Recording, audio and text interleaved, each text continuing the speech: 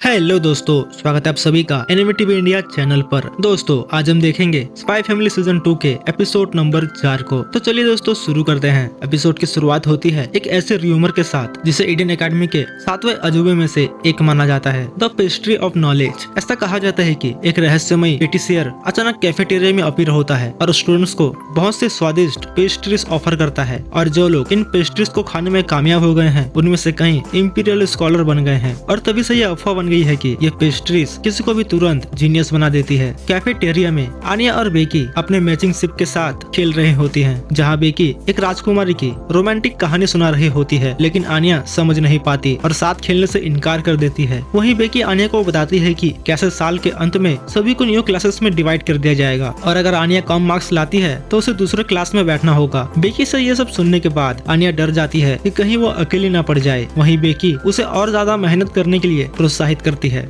इतने में दोनों दो स्टूडेंट्स को बात करते हुए सुनते हैं, जो पेस्ट्रीज ऑफ नॉलेज की बात कर रहे होते हैं, जो डाइनिंग हॉल 2 में बिक रहा है और जिसे फॉर्मल रॉयल शेफ द्वारा बनाया गया है, और जो कोई भी उसे खाता है वो इंपीरियल स्कॉलर बन जाता है। बेकी और आन्या ये सुनकर चौंक जाते हैं। वहीं वो दो स्टूडेंट्स जल्दी से वहाँ से भाग जाते हैं, इससे पहले कि वो पेस्ट्रीज खत्म हो जाए। आन्या और बेकी एक दूसरे की ओर देखते हैं और वो भी उनके पीछे भागते हैं। भागते हुए आन्या सोचने लगती है कि अगर वो एक भी पेस्ट्रीज खा लेती है तो वो जीनियस बन जाएगी। वहीं बेकी सोच रही होती है कि वो बस फॉर्मल रॉयल शेफ द्वारा बनाए गए पेस्ट्रीज को खाना चाहती है, और तभी वहाँ डेमियन, एमियल और इवन भी पेस्ट्रीज खाने के लिए उनके साथ दौड़ लगाते हैं। वो देखते हैं कि बहुत से स्टूडेंट्स पेस्ट्रीज खाने के लिए लाइन में खड़े हैं। इतने में सर्वर अनाउंस करता है कि सिर्फ एक ही ऑर्डर बच गया है और जो भी पहले आएगा उसे ही ये मिलेगा। दोनों ग्रुप सबसे पहले आखिरी सीट पाने की कोशिश करते हैं, लेकिन वे ये देखकर हैरान रह जाते हैं जब जॉर्ज पहले ही पेस्ट्रीज का ऑर्डर दे चुका होता है। डेमियन और बेकी जॉर्ज के पास जाते हैं और उससे पेस्ट्रीज मांगने लगते हैं, और जब जॉर्ज बताता है कि उसने अपने पॉकेट मनी से ये खरीदा है तो दोनों उसे याद दिलाने लगते हैं कि उन्होंने पिछली बार उसके लिए क्या क्या किया था। बेचारा जॉर्ज ना चाहते हुए भी अपने पेस्ट्रीज उनके साथ बांटने को तैयार हो जाता है, लेकिन पेस्ट्रीज 5 है और खाने वाले 6, इसलिए पांचों फैसला करते हैं कि वे कार्ड्स खेलेंगे और जो भी हारेगा उसे पेस्ट्रीज खाने नहीं मिलेगा। आनिया कार्ड्स कभी नहीं खेली थी, इसलिए वो गेम्स के रूल पूछती है। बेकी आनिया को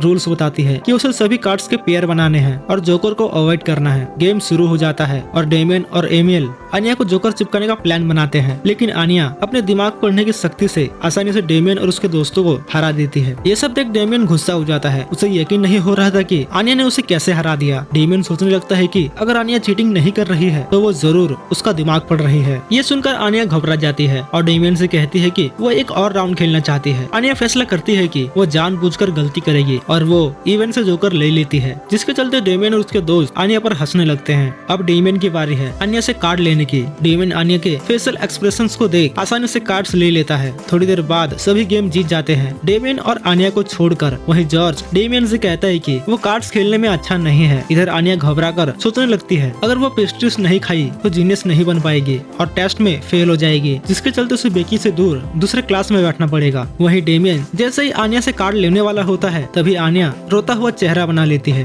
सीन चेंज होता है और जॉर्ज सभी को एक एक पेस्ट्रीज देता है, डेमियन को छोड़कर, क्योंकि वो जानबूझकर हार गया था। वहीं आनिया अपनी आधी पेस्ट्रीज डेमियन को ऑफर करती है, जिसे देख डेमियन शर्मा जाता है और चिल्लाते हुए मना कर देता है और वो वहाँ से चला जाता है। पेस्ट्रीज खाने के बाद आनिया के अंदर जोश भर जाता है और वो अपना होमवर्क जल्दी जल्दी खत्म कर लेती है, और अगले दिन जब उसका टेस्ट होता है तो उसे पहले की तरह ही कम मार्क्स मिलते हैं, जिसके चलते आनिया निराश हो जाती है। घर पर आने के बाद लॉयड और योर आनिया के टेस्ट पेपर को देखते हैं। लॉयड देखता है कि अगर आनिया टेस्ट में स्पेलिंग मिस्टेक्स नहीं करती है तो वो अच्छे मार्क्स ला सकती है। लॉयड आनिया को बताता है कि आज उसने आनिया के लिए डिनर में हैमबर्गर स्टेक्स बनाया है, जिसे सुनकर आनिया खुश हो जाती है। वहीं योर बताती है कि उसने भी कुछ मिठाइयाँ बनाई है, जिसे सुनकर बॉन्ड डर जाता है। अगले दिन लॉयड फ्रैंकी से उसके टबैको स्टोर पर मिलने जाता है। फ्रैंकी लॉयड को डॉस्ट इंडस्ट्री के सेकंड डिपार्टमेंट के लिए एक फेक आईडी देता है और साथ ही उसे नए फाइटर जेट के रिजल्ट के बारे में बताता है जो डॉस्ट इंडस्ट्री डेवलप कर रही है। लॉयड फ्रैंकी को थैंक्स कहता है। वहीं फ्रैंकी लॉयड को याद दिलाता है कि वो इसके पैसे ले रहा है।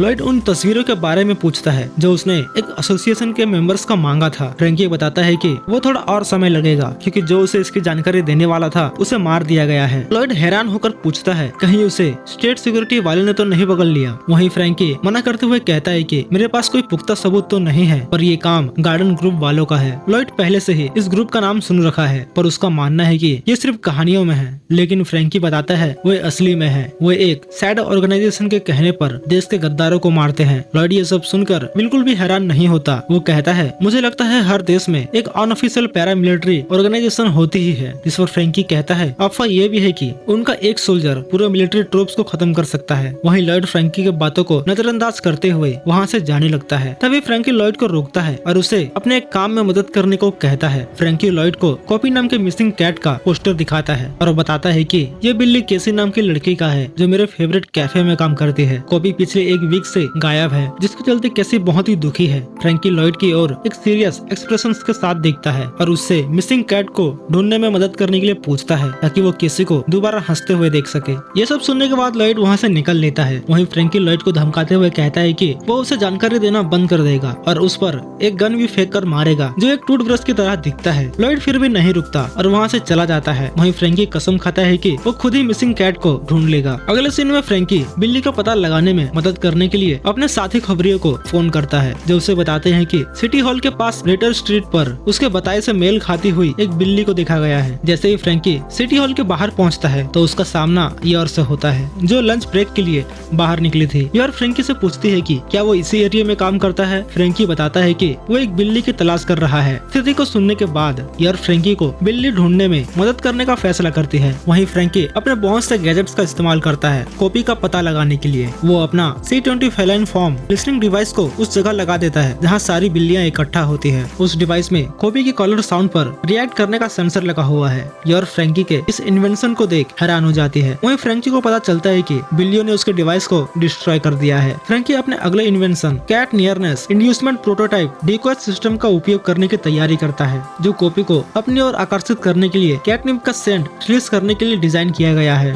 जल्द ही कैटनिप के सेंट से आकर्षित होकर बिल्लियों का एक झुंड वहां आ जाती है। फ्रैंकी बिल्लियों की बड़ी भीड़ के बीच कॉपी को ढूंढने में कामयाब हो जाता है। इसी बीच कुछ बिल्लियां योर से चिपक जाती हैं जिससे योर का ध्यान भटक जाता है। फ्रैंकी कॉपी को पकड़ने के लिए हाइपर लॉन्ग हैंड का उपयोग करने की कोशिश करता है लेकिन वो फेल हो जाता है क्योंकि कॉपी रास्ते से हट जाता है। इसके बाद फ्रैंकी कैमरे के आकार के नेट लॉन्चर का उपयोग करने की कोशिश करता है लेकिन कॉपी दूसरी ओर भाग जाता है। फ्रैंकी कॉपी का पीछा करने लगता है और तभी फ्रैंकी अपना एक्सोस्केलेटन पावर सूट निकालता है जो उसे सुपर ह्यूमंस पावर देगी, पर उसे पावर ऑफ होने में 15 मिनट लगेगा। इतने में कॉपी सड़क की ओर भागने लगता है। तभी वहाँ योर आ जाती है और फ्रैंकी से उसका एक्सोस्केलेटन पावर सूट मांगती है और उसे कॉपी को रोकने के लिए उसकी ओर फेंक देती है। जैसे ही कॉपी रुकता है तो योर उसे पकड़ लेती है। योर खुशी से फ्रैंकी की ओर हाथ हिलाती है कि उसने कॉपी को पकड़ लिया है। फ्रैंकी योर को शुक्रिया कहता है लेकिन वो इस बात से दुखी हो जाता है कि जिस एक्सोस्केलेटन सूट को बनाने में उसने 10 साल लगाए थे वो इतनी आसानी से नष्ट हो गया। वो खुद को दिलासा देते हुए कहता है कि किसी का दिल जीतने के लिए ये एक छोटी सी कीमत उसे चुकानी पड़ी। फ्रैंकी कॉपी को